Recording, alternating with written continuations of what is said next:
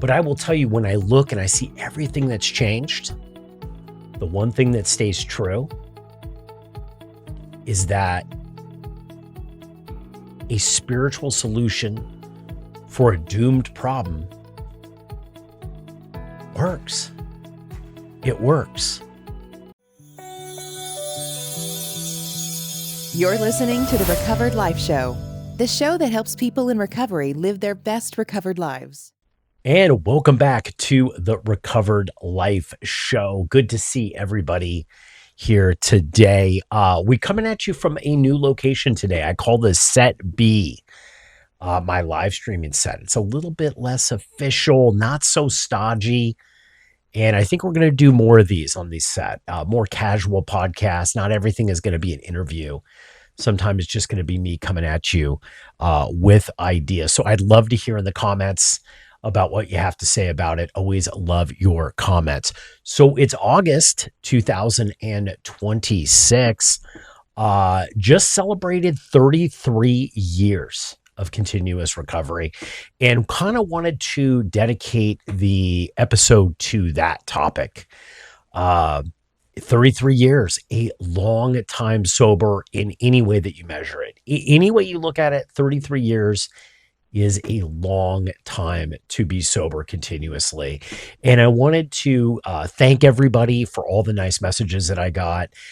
We did a very lovely TikTok live the other day and did a celebration. Shout out to Joe B, Kelly, Steph, Mike, a bunch of people that were on the live and sharing my 33 years with me. It was really, really wonderful. So thank you. And thank you for all the messages that I did receive. So what did I learn in 33 years? What was the 32nd year about for me in recovery? What did I learn? What was my big takeaway? And I think looking back on it, although this year was not the easiest year for me, it wasn't my easiest year in business. It wasn't my most productive year. It probably was not my most profitable year. I probably didn't travel the most this year.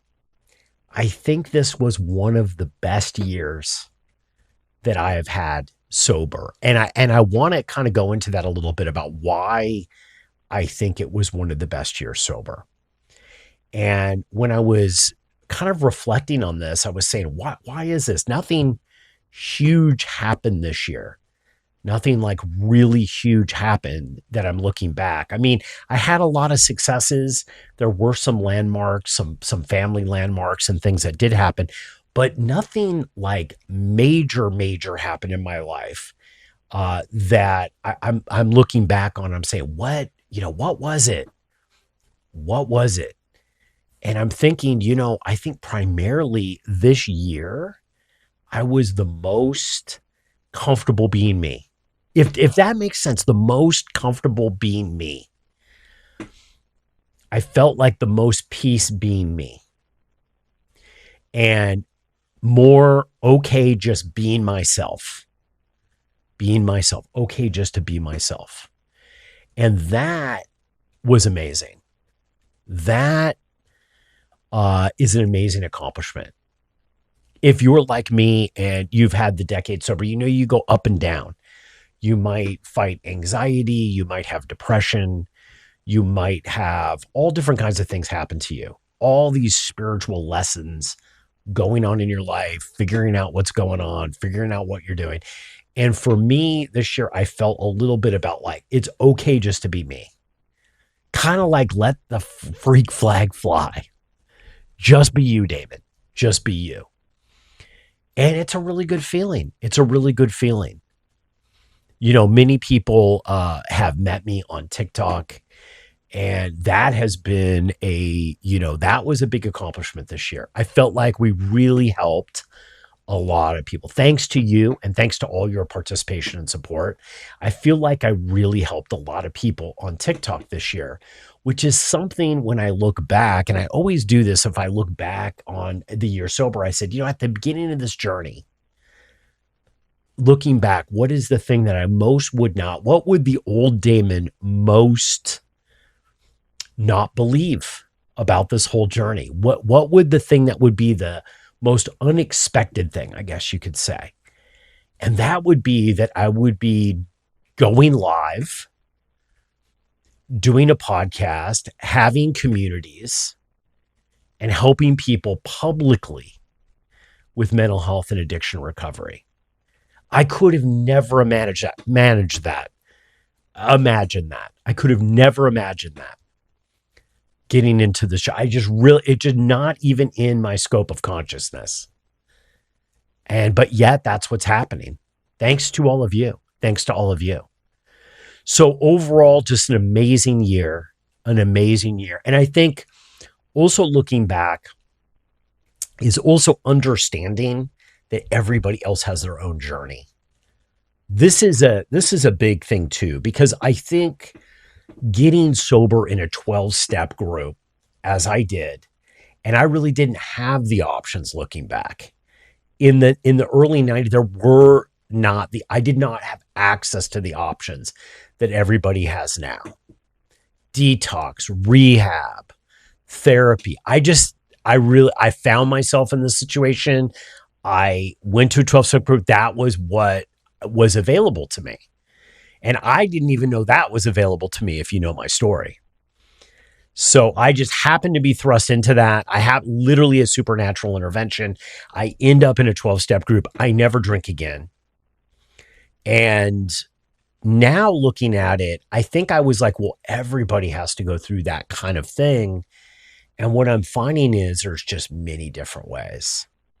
I knew this intellectually, right? You know this intellectually, but when you look at your own way in which you get sober, you end up saying to yourself, it's like, well, kind of everybody's got to go through something like this. And yeah, you do.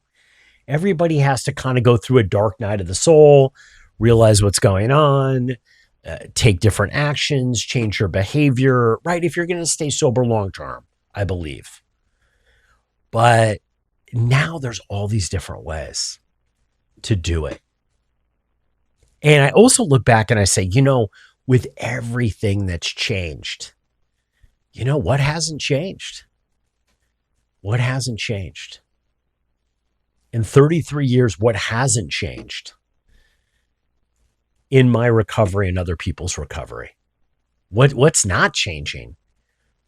And I think the big one for me, the big takeaway when I ask that question is, what does not change is a spiritual solution for a doomed problem. It always just seems to work. Now, sure, there might be extenuating circumstances for some people. And some people might need bigger mental interventions, more mental health support. But I will tell you, when I look and I see everything that's changed, the one thing that stays true is that a spiritual solution for a doomed problem works. It works. And I'd like to just take a moment to thank everybody here for following Recovered Life and supporting me, supporting our mission that we're doing with all the apps and the group and the TikToks and the lives and the different contributors now that are adding their podcasts to the network. Thank you, guys. Thank you. I appreciate it. I never in a million years would have thought that this would have grown into what it has grown into. And honestly, the lesson for me this year, big time, is just put down the fear.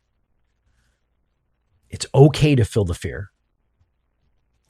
Just don't get sucked into it. Don't get sucked into the fear. This is going to pass. Just like cravings were in early sobriety, just like all the anxiety, the fear passes. The fear has passed with this. And that's the big thing. Like, I feel okay now doing it. At the beginning, I'd be honest with you, it's been a 5-year journey.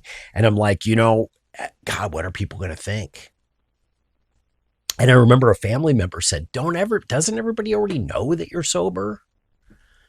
Doesn't everybody know that you go out and help people? And I go, I don't know. I don't know. But what I thought about me doing it has changed.